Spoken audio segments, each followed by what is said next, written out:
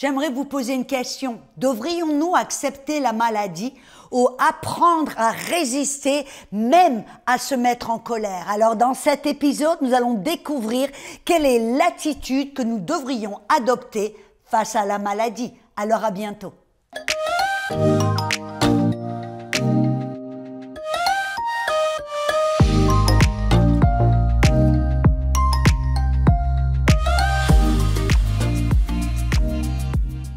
Alors, bienvenue à notre toute nouvelle émission Zone Rapha. Je suis Audrey Mac du ministère Gotel et dans cette Zone Rapha, vous connaissez le nom Rapha, ça veut dire guérison. Nous allons traiter de la guérison dans tous ces domaines. Ça veut dire non seulement spirituellement, mais émotionnel et physique. Et aujourd'hui, nous allons parler de la guérison physique. Vous savez que pour parler de la guérison, je vois, c'est un fléau. Partout dans le monde, les gens sont malades, il y a des hôpitaux qui se multiplient partout. Amen. Et ça veut dire qu'il y a un grand besoin de guérison, oui, même dans le corps du Christ. Alors je sais que peut-être vous êtes là et vous avez besoin d'une guérison dans votre corps. Alors ouvrez vos yeux, ouvrez vos oreilles et écoutez bien. Et nous allons parler d'abord de la maladie. Parce que vous savez, si nous pensons que la maladie est peut-être la volonté de Dieu, alors vous savez que vous n'allez jamais pouvoir recevoir la guérison. Vous allez l'accepter, vous allez la tolérer, vous allez apprendre à vivre avec cette maladie comme si c'était une façon de glorifier Dieu, peut-être même des fois de marcher avec Dieu pour démontrer sa grâce, sa bonté, son amour. Alors aujourd'hui, nous allons traiter de cela et nous allons découvrir alors d'où vient la maladie. Vous savez, dès le début, je vais être franche avec vous, dès le début, nous devons voir dans le jardin quand Dieu a créé l'homme, est-ce que Dieu a créé l'homme avec une maladie quelconque? Quand la Bible nous dit dans Genèse 1, verset 26, il nous dit qu'au commencement, Dieu créa l'homme, Dieu a dit, faisons l'homme ou créons l'homme en notre image, en notre ressemblance. Et vous savez, on peut en conclure et en déduire que si l'homme a été créé à l'image de Dieu, en sa ressemblance, ça veut dire que l'homme a été créé parfait tout au début, esprit, âme et corps. Ça veut dire que dans son corps, l'homme non seulement n'avait pas de maladie, mais n'avait même pas le potentiel de pouvoir gérer la maladie. Ça n'était pas dans son ADN au début. Amen. Et alors on voit que l'homme était créé à l'image de Dieu sans maladie. Mais alors, d'où est venue la maladie? Vous savez, j'en suis sûre, vous pouvez déjà répondre à cette question vous-même. Nous savons que dans Romains 5, verset 12, la Bible nous dit que, je vais lire ce verset, il dit que c'est pourquoi, si par un seul homme, le péché est entré dans le monde, et par le péché, la mort, et qu'ainsi la mort s'est étendue et s'est répandue sur tous les hommes. Qu'est-ce que ça veut dire? Au début, l'homme était créé parfait physiquement. Il n'avait même pas la possibilité ou le potentiel d'être malade, de gérer la maladie, d'avoir la maladie dans son corps, parce qu'il était créé à l'image de Dieu. Mais qu'est-ce qui s'est passé quand l'homme a désobéi? Vous vous rappelez, Satan est rentré sous la forme d'un serpent. Il a utilisé un serpent qui était plus rusé que tous les autres animaux. Et alors, il a menti, il a manipulé, il a un petit peu, et l'homme a écouté, l'homme a accepté, l'homme aussi. Vous vous rendez compte que Adam est resté passif. Il n'a pas exercé l'autorité que Dieu lui avait donnée au début. Et en faisant cela, qu'est-ce qui s'est passé? Il a désobéi, il a péché, et la mort, au travers du péché, la mort est rentrée dans le jardin, s'est étendue sur toute la terre. Et quand on parle de mort, vous êtes d'accord que c'est la mort spirituelle. Mais savez-vous que la mort spirituelle, c'est ce qui engendre toutes sortes de morts. La mort spirituelle qui est une séparation de Dieu. Et c'est comme si, vous me permettez de le dire, c'est comme si le cordon ombilical qui nourrissait l'homme de la vie qui était en Dieu Amen. La vie Zoé qui était en Dieu, ce cordon ombilical a été sevré et tout d'un coup, l'homme a été séparé de cette manière de Dieu. Non pas d'une manière physique, parce que l'homme était toujours là, dans la présence de Dieu. Amen. Non pas mais d'une manière spirituelle. Vous comprenez ce que je veux dire. Et là, la mort est rentrée, et dans la mort sous toutes ses formes. Non seulement spirituelle, mais nous savons que la pauvreté a commencé à envahir le monde. Et nous savons que, bien sûr, la mort physique, la maladie, c'est une sorte de mort, la mort physique. Savez-vous que ce soit la pauvreté ou la mort physique, ça va et ça peut finir avec cette mort complète physique. Ça, par exemple, si vous êtes malade et que vous n'allez pas chez le docteur et que vous ne priez pas, comment va se terminer cette maladie? Vous êtes d'accord avec moi avec cette mort où vous allez mourir. La même chose avec la pauvreté. Si vous êtes pauvre, que vous ne pouvez pas vous nourrir, vous ne pouvez pas prendre soin de vous, à quoi ça va aboutir? À la mort. Amen. Alléluia. Et donc, nous voyons que parce que la mort est rentrée dans le monde, amen, la maladie s'est répandue. Et c'est là, mes amis, que la maladie est rentrée dans le monde. Amen. Mais la question que j'aimerais vous poser, voilà ce que j'aimerais aborder dans cette émission ensemble, c'est comment vous et moi devons-nous voir la maladie? Devons-nous la voir, l'approcher, l'accepter, la tolérer comme étant un bienfait quelconque, comme étant quelque chose de normal, comme étant quelque chose avec lequel nous devons apprendre à vivre? Bonne question, n'est-ce pas? Alors, regardons comment est-ce que Dieu voit la maladie. Parce que rappelez-vous, la maladie est rentrée dans le monde au travers de la mort spirituelle qui, elle, est rentrée dans le monde au travers du péché de la désobéissance. Et alors, la question que j'aimerais poser, c'est comment est-ce que Dieu voit la mort et la maladie? Est-ce que Dieu se réjouit de voir la maladie se répandre? Est-ce que Dieu accepte la maladie? Est-ce que Dieu utilise la maladie? Est-ce que Dieu se réjouit quand il voit la maladie? Regardons-le de bien près. Amen. Êtes-vous prêts, mes amis? Nous voyons, par exemple, dans 1 Corinthiens, chapitre 15, verset 26, l'apôtre Paul nous révèle que la mort sera le dernier ennemi que Dieu va assujettir. Avez-vous bien entendu? Paul nous révèle que Dieu voit la mort comme un ennemi. Et si la mort amène la maladie, on peut en conclure que la maladie est aussi un ennemi. Amen. Et voyez, Dieu, et c'est intéressant dans Romains 12, verset 9, Paul nous dit même là que nous devons, vous et moi, avoir le mal en horreur. Le mal sous toutes ses formes, le malin, la maladie, le mal. Nous devons avoir en horreur le mal et la maladie. Et pourtant, je vous dis la vérité, la plupart des chrétiens, pas tous, alléluia, mais de nombreux chrétiens voient la maladie comme un bienfait ou quelque chose que Dieu utilise, quelque chose que Dieu célèbre, utilise pour nous enseigner, nous humilier, nous apprendre quelque chose. Bref, que c'est même quelque chose qui fait partie de la vie.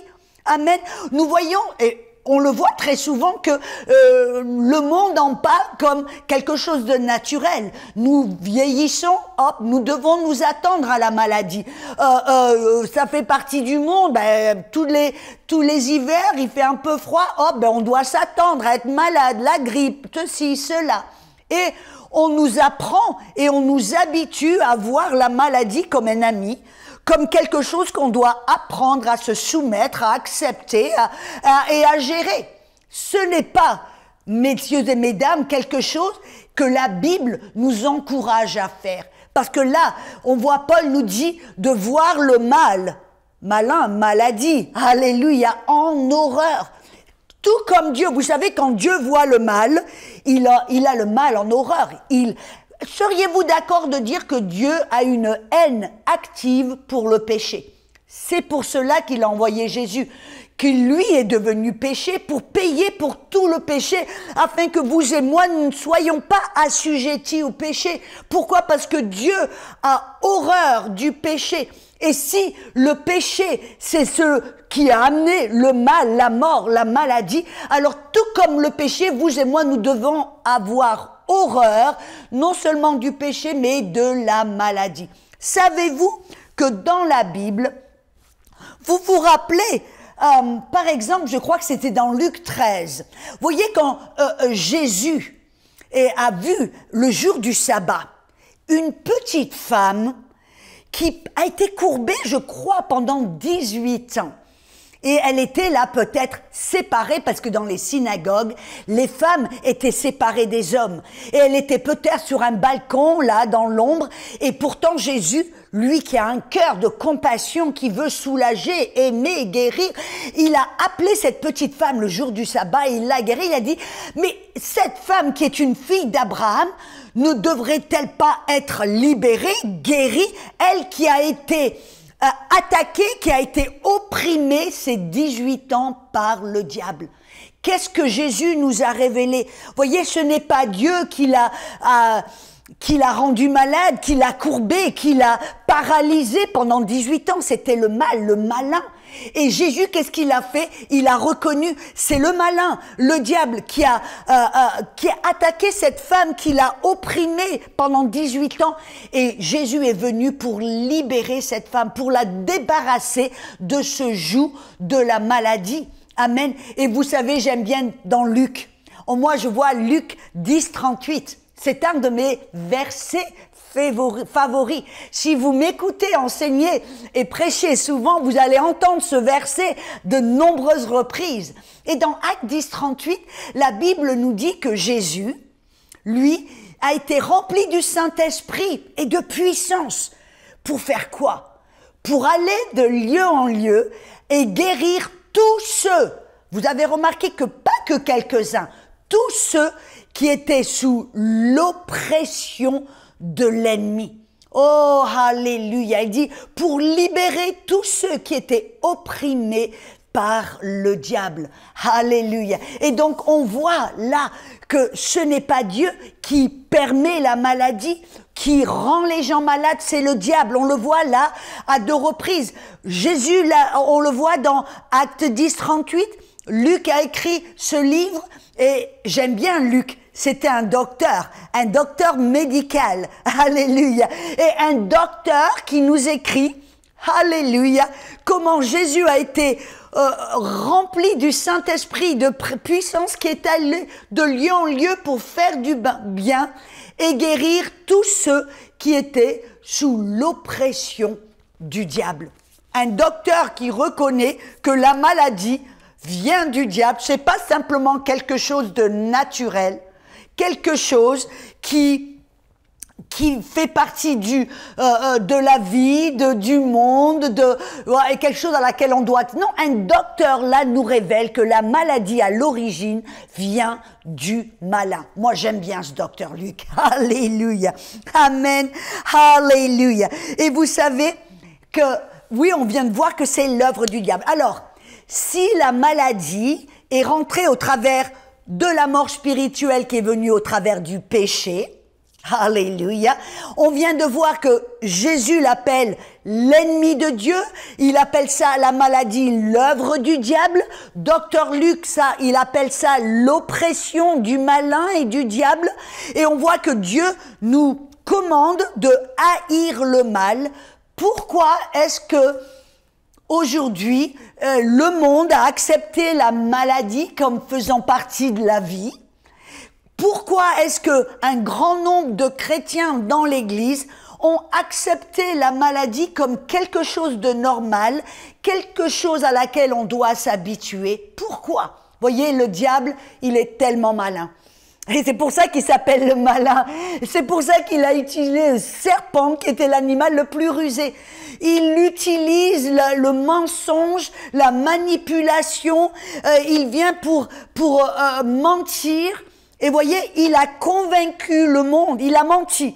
il a manipulé, il a dupé le monde pour leur faire croire qu'ils devaient accepter la maladie, que ça faisait partie de la vie, que c'était normal, que Dieu, mais des fois l'utilisait. Donc Dieu en a horreur. C'est un de ses ennemis numéro 1. Pourquoi? Parce que ça vient du mal.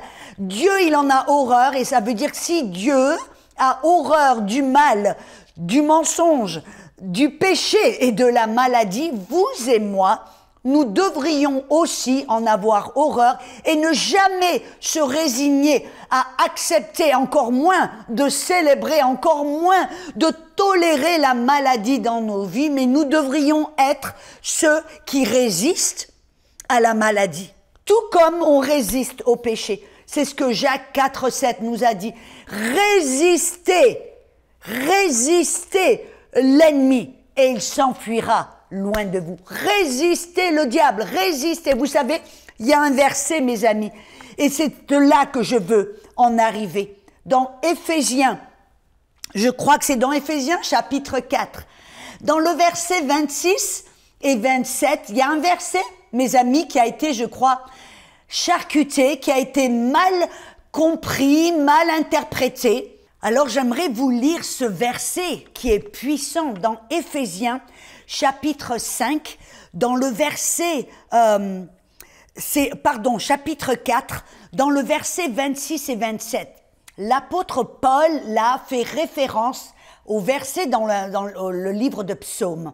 Et écoutez ce que la Bible, et je vais le lire dans la Darby, parce que des fois la Darby est beaucoup plus fidèle aux textes originaux. Vous voyez, quand je lis ma Bible en anglais, je lis la King James. Et dans la King James, quand il y a des paroles qui ont été rajoutées, c'est mis en italique.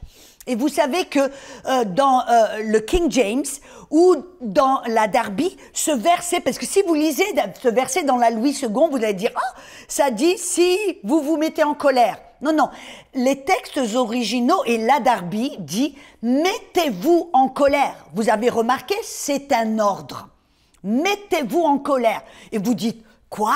Dieu me dit de me mettre en colère? Vous pensiez que la colère était toujours quelque chose de négatif, que vous et moi, nous ne devrions jamais se mettre en colère. Non, mes amis, je suis là pour vous dire qu'il y a un genre de colère qui est une colère sainte. Vous vous rappelez quand Jésus est allé dans le temple? On le voit ça, il est allé dans le temple au début de son ministère. Et puis 3 ans plus tard, il est retourné dans le temple et il a vu que les choses n'avaient pas changé. Et qu'est-ce que Jésus a fait? Il a pris des cordes, il en a fait des fouets et Jésus a fait du balayage. Il est allé parce qu'il voyait les gens qui transportaient des gourdes, des bonbonnes, amen. Il a vu les gens qui marchandaient, qui vendaient, bref. Et Jésus était tellement en colère. Rappelez, qu'est-ce qu'il a dit? Vous avez transformé la maison de mon père en une maison de brigands. Ça doit être une maison de prière. Et là, qu'est-ce que Jésus a fait? Il a fait du balayage, il a tout enlevé, il leur a commandé de partir, il a renversé les tables. Et plus tard, vous savez qu'est-ce que Jésus a fait après qu'il ait fait cela? Il a commencé à guérir les malades. Wow, là déjà on voit quelque chose de puissant. Jésus non seulement s'est mis en colère, et Jésus, après avoir s'est mis en colère, parce qu'il a vu que la maison de Dieu n'était pas une maison où les gens étaient soulagés, délivrés, libérés et guéris. C'était une maison où ils vendaient, ils marchandaient, ils trafiquaient. Et Jésus, après s'être mis en colère, il a commencé à guérir les malades. Mais le point que j'aimerais amener là, c'est que oui, Jésus s'est mis en colère. Pourquoi? Parce qu'il y a une colère sainte. Il y a une colère, voyez, toutes les émotions que Dieu nous a données, ce sont des bonnes émotions qui viennent de Dieu. Oui, même la colère. Mais cette colère, nous devons l'utiliser d'une bonne manière. On doit utiliser cette colère contre l'injustice, contre le mal, contre le péché, contre la maladie. Vous vous rappelez Romains 12, 9 qui nous dit « Nous devons avoir le mal en horreur ». Ça veut dire que vous et moi, nous devons apprendre à cultiver cette colère sainte. C'est pour ça que là, Paul nous dit, mettez-vous en colère. Dans Éphésiens 4, 26, c'est un commandement. Et là, il faisait référence à un psaume, je crois que c'était le psaume 4.4, j'en suis pas certaine, mais je pense. Amen, où là, l'écrivain disait de se mettre en colère contre l'injustice, contre le mal, le mensonge. Et là, Paul en fait référence, donc on connaît le contexte qu'il avait utilisé auparavant, et on doit garder le même contexte. Et là, il disait pas, si vous vous mettez en colère avec votre époux, votre femme ou vos enfants, allez, avant d'aller vous coucher, faites un petit bisou, mais faites la paix, et puis allez dormir. Non, c'est pas ce que Dieu disait, comme si c'est ok d'être en colère pendant la journée, mais de dormir en paix. Ce n'est pas le contexte, ce n'est pas ce que Paul voulait dire. Là, il faisait référence et il disait, les gars, mettez-vous en colère, mais ne péchez point. Ça veut dire que cette colère soit une colère sainte, comme Jésus avait dans le temple. Ou même, vous vous rappelez, dans Matthieu 17, c'est puissant. Quand les disciples étaient là, Jacques, Jean et Pierre avec Jésus sur le mont de transfiguration, et les autres 9 disciples étaient en bas. On lui a amené un petit garçon qui était lunatique, paralytique, qui était épileptique. Bref, il avait un démon. Et ils n'ont pas pu ni guérir le petit garçon, ni chasser le démon. Et quand Jésus est redescendu de la montagne, qu'on lui a amené ce petit garçon, et que le papa a dit, viens à mon secours, aie compassion, tes disciples n'ont pas pu guérir mon garçon.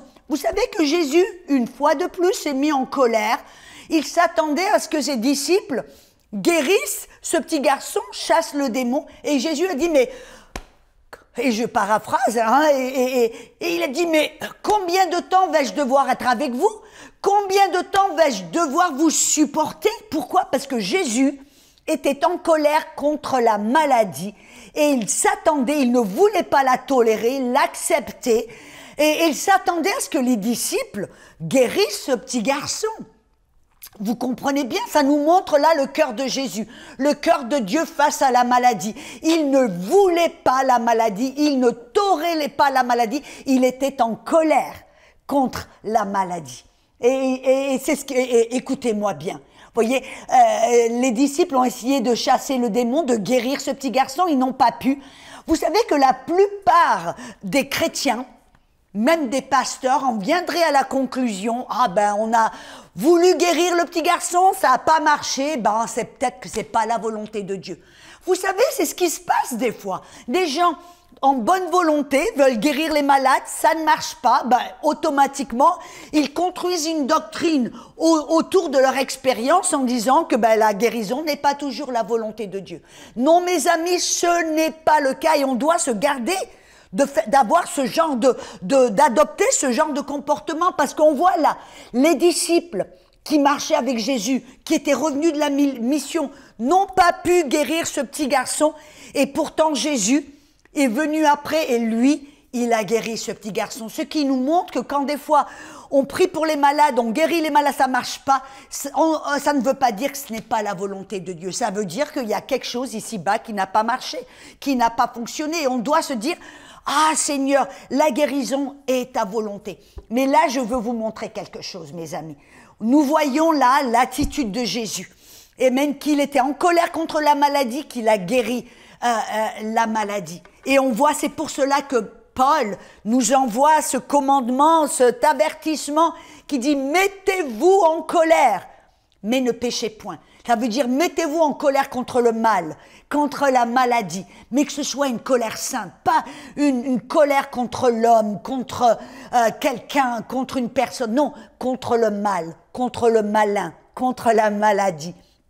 Et vous savez ce que Paul continue de dire? Que le soleil ne se couche pas sur votre colère. Ça veut dire, ne perdez pas ce genre de colère contre la maladie. Et vous savez pourquoi? Nous ne devrions pas perdre cette colère sainte, cette colère contre le mal, l'injustice, le malin, la maladie, parce que le jour où on perd ce genre de colère sainte, qu'est-ce que Paul nous dit? Regardez, ne donnez pas accès au diable. Au moment où on perd cette colère sainte, on donne accès au malin, on donne accès à la maladie. C'est pour cela, mes amis, que dans le monde, le diable, dans son mensonge, dans sa duperie, dans son stratagème, a convaincu le peuple de Dieu d'accepter la maladie, d'arrêter de se mettre en colère contre la maladie, d'apprendre à vivre avec la maladie. Et qu'est-ce que ça a fait? Qu'est-ce que ça a amené? Le peuple de Dieu qui a donné accès au mal, à la maladie, au malin, et qui apprend à vivre avec la maladie. Ça ne devrait pas être notre cas. Ça ne devrait pas. Alors, aujourd'hui, vous avez vu, ce que j'essaie de susciter en vous, c'est cette colère sainte. Et vous savez, je me rappelle, je crois que j'étais en Suisse ou en France, et on m'a amené une dame qui était sur un fauteuil roulant. Et son mari l'avait battue, elle était paralysée, devenue paraplégique, et les docteurs lui ont dit « Madame, vous devez l'accepter, apprendre à vivre avec cette situation ». Elle s'était résignée à vivre dans un fauteuil roulant. Et quand je l'ai vue, qu'ils me l'ont amenée, alléluia, le Saint-Esprit m'a parlé, il me dit « Audrey, ne fais pas les choses vite avec elle ». Il dit « Parce que avec elle, ça va être progressif ». Alors, voyez, dresser les oreilles en me disant « Qu'est-ce que tu veux dire, Seigneur ?» Et vous savez ce que le Saint-Esprit m'a dit? Il m'a dit « Audrey, elle va devoir apprendre à se lever à l'intérieur avant de pouvoir se lever à l'extérieur. » Et vous savez, j'ai dû lui apprendre à se mettre en colère contre la maladie, contre la paralysie, contre sa situation, en disant « Non, n'acceptez pas la maladie, n'acceptez pas la paralysie, levez-vous à l'intérieur, mettez-vous en colère d'une manière sainte. » Et vous savez, je lui ai enseigné comment le faire, et après je lui ai enseigné comment résister au malin, comment reprendre du terrain, comment récupérer sa vie et sa bonne santé. Et vous savez, le fait et la vérité, c'est que cette dame, après qu'elle ait appris à se mettre en colère contre la situation, contre la maladie et contre le mal et le malin, vous savez que 3 mois plus tard, elle m'envoie un petit email en me disant « Audrey, je ne marche pas encore, mais j'ai commencé à bouger les doigts de pied. » Alors on s'est tous réjouis en disant « Alléluia, merci Seigneur, Alléluia ». Mais vous savez qu'un an plus tard, je suis revenue en France et j'étais dans une autre église et là, le coin de l'œil, je vois cette dame avec un grand sourire là, assise au premier rang et je me dis, je la connais, mais d'où je la connais? J'arrivais pas à la situer. Et vous savez qu'à la fin du culte, elle est venue vers moi en marchant. Et c'était cette dame. Après 1 an, elle s'était levée à l'extérieur. Pourquoi? Parce que tout d'abord, elle avait appris à se lever à l'intérieur, à refuser la maladie, à se mettre en colère contre la maladie. J'espère que ce message vous a aidé. Un premier pas vers la bonne santé, vers la guérison. Et on se retrouve bientôt. À tout de suite.